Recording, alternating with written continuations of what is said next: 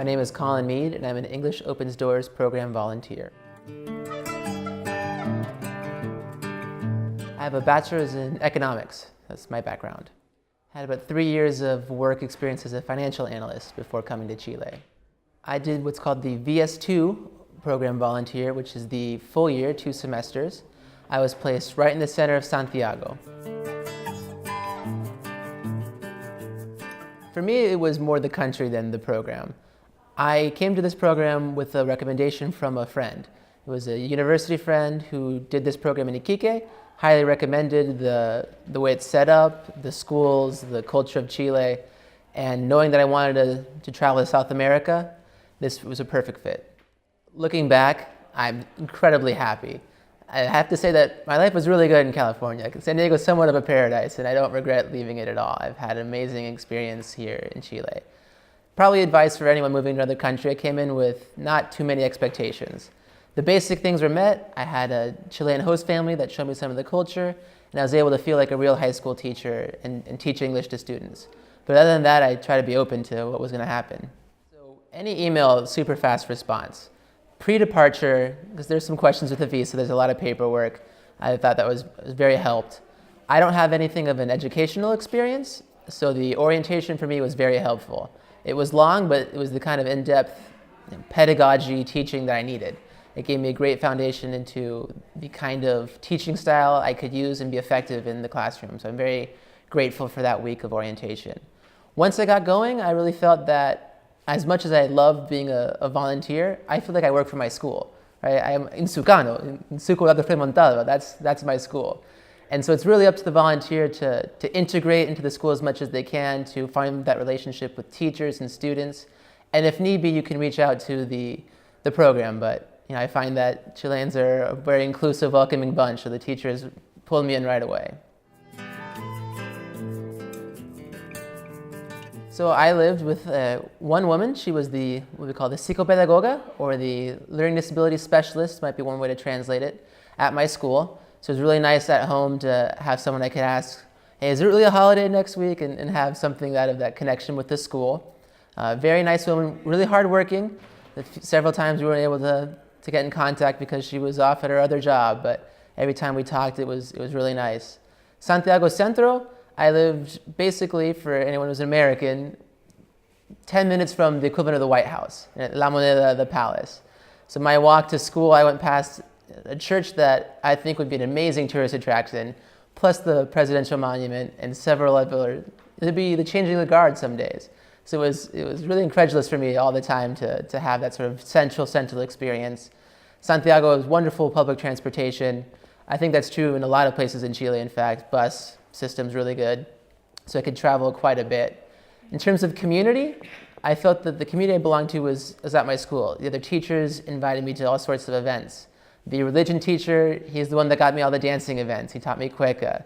Music teacher would invite me to see his recitals. The business teacher, he was my football fan. We would go watch Colo Colo together. So that was the community I really felt a part of.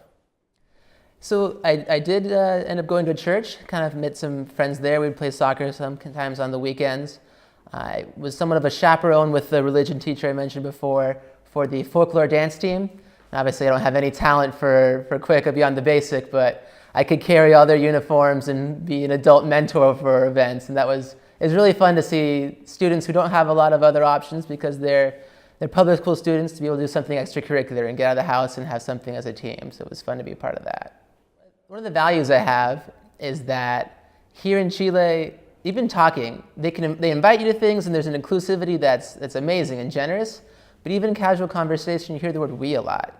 That they're talking about we as a family, we as a people, we as a comuna, whatever it may be. That's the kind of phrase they live. If hard things happen, we just gotta live our life and be happy.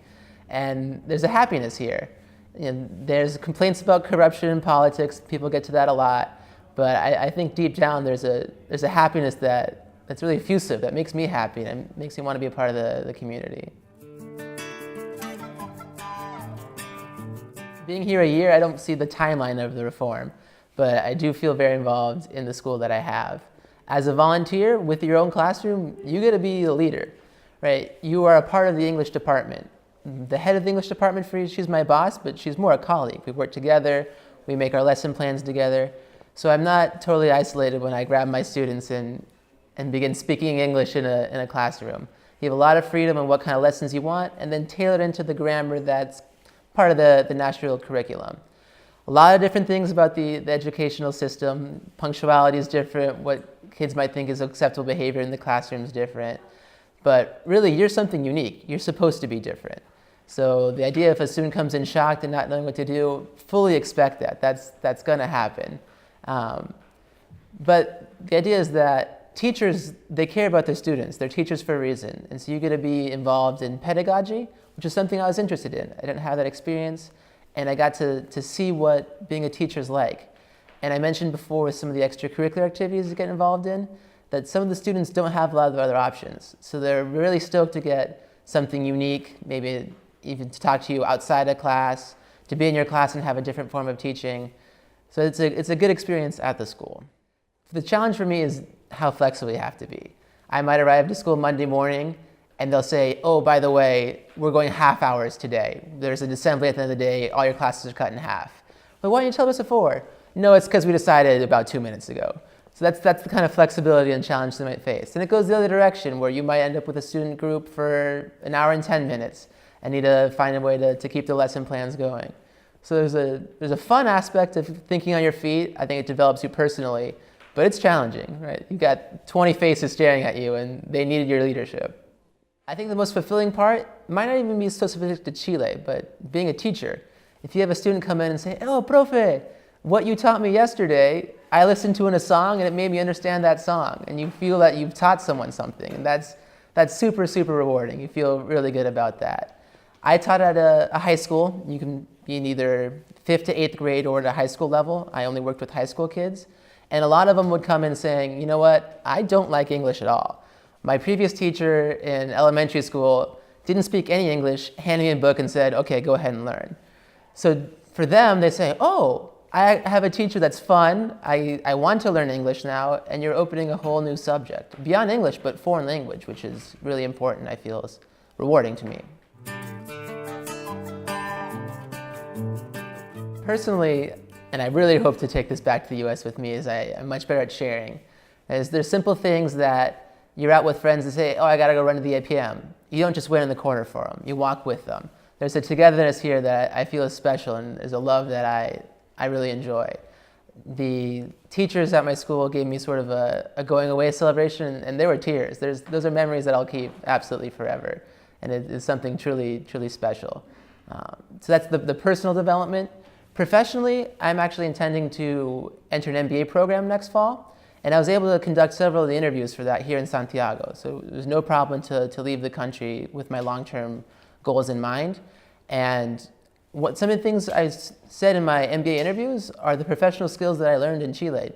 Thinking on your feet, the presentation skills of being in front of 20 kids that need you to enunciate and present perfectly because they don't speak English 100%. And there's the difficulty of entering a new environment and achieving and doing something different. I think those are skills that are going to carry over to any career I want. But I really think the love of the other people at my school, from the direction to the teachers to the students, the way they really embraced me and were happy to have me, and they wanted to share with me, tell me things about their culture. They're always asking me things about mine. One thing we haven't talked about that's incredibly awesome about the program is the network of volunteers. You're bringing in, for my group, there were 45 of us in the VS2, as we called it. And I didn't know any of them coming in. And they're amazing friends. And they get placed all over Chile. So you have a network of people you have a weekend to travel to. You can come in, not planned ahead of time, but Billy, Alex, Heather, what's up? You know, I happen to be rolling through Copiapó right now. Can we hang out? And they're people that if you're interested in this program, they're like-minded because they're interested for the same reasons. They want to teach, they want to explore, they want to grow themselves as people. And it's awesome. I'm hoping to stay in contact with as many of my friends that I've met through the program as possible. To me, the greatest lesson is sort of a lesson on happiness, and that, and regardless of your situation, there's a way to be happy. It could be your fault, you have a bad lesson plan, or for some reason the kids were given 3 cakes right before your class and it just doesn't go well. And you might have 3 bad classes in a row, but you have that one class that goes perfectly, the kids really understand, they learn English, and at the end you feel great about it. And there's a happiness. I might eat garbanzos every day for a week. Right? That's perhaps what my host family, that's what they do that week. But they're happy about it. They're sharing, there's an enjoyment to life. And the idea is that there are good things in life and that you got to be happy about them no matter what. It's very obvious when you travel, the highs are higher and the lows are lower, but putting those 2 things together, I prefer that than just an even keel. I think that's an experience that's worth it. Well, I'm hoping to travel in Chile, see as much as I can of this country. Got about 3 months before I head back to the States. I mentioned this a little bit earlier. Long term, I'm a numbers guy, I love finance. I do want to get an MBA, but trying to keep it open, right? The program has taught me to be flexible. So if things change, I'm light on my toes and ready to go somewhere else. And I think this program set me in a course where I can still meet that finance career, but if not, still going to have fun. I would definitely say go. If you're on the fence between English opens doors and traveling to another country, I can't tell you either way. But if you're on the fence between English opens doors and staying at the same job you've had for 3-4 years, you need to leave. I think this has grown me so much as a person, and there's memories. For me, 1 week in Chile, I would create more memories than 3-4 months back in the States. All sorts of stuff. Be walking on the subway and seeing something, being invited to hang out at a friend's house doing something super casual. But for me, it was totally worth it. It does take a little bit of an independent personality because you're put into a school. And even if you are a teacher beforehand, you've never been a Chilean teacher before. So you don't have that perfect experience. You have to be willing to be independent and find things on your own, solve some problems that will come up. But that's an important skill, and there's a lot of independent people out there who would really benefit from coming to Chile. I really think someone who is independent, they like to take challenges on themselves, is important. The program's there for support, but you're at a family that they're a family. The program's not going to know their whole history. The program's not going to know the whole history of your school. So you have to be able to be independent for that. Someone who likes to talk a lot, which I would classify myself as, is also someone who's good, because you're in front of the kids and you don't want any awkward pauses. Even if you're saying sentences that, as long as they're good English grammar, they don't have to be related. You're keeping that space filled, you're keeping their eyes on you, that's important. And then you want to talk with people in your community. You want to get to know more about where you live, the teachers that you work with, and just talking to them will help. So a small Spanish amount before coming definitely helps, so study up, but not 100% necessary. There's a way to find a way to learn. I've got a whole list of advice, but they're usually small things about how to ride the bus or when to avoid the metro. But the most important advice is to come up with a positive attitude. Because the kids, they really have no idea what's going on when they first come into your classroom. And they want to see you smile and make themselves feel relaxed. The first contact is super important with the kids. You'll also find that there are opportunities to wander in the school and talk to kids. And they really appreciate that. You might not realize this, but for many volunteers, they don't get a chance to talk with every kid at their school. They only have class with maybe 25%, 40%. And so there are kids out there who are interested in English. And if you can find a way to talk with them, it could make their day. They'll start coming around to your class. And those are some of the kids that you'll really make the biggest progress with in terms of the English language. So I think just wandering around your community, your school, and being active is the most important part, because 8 months goes by pretty darn quick.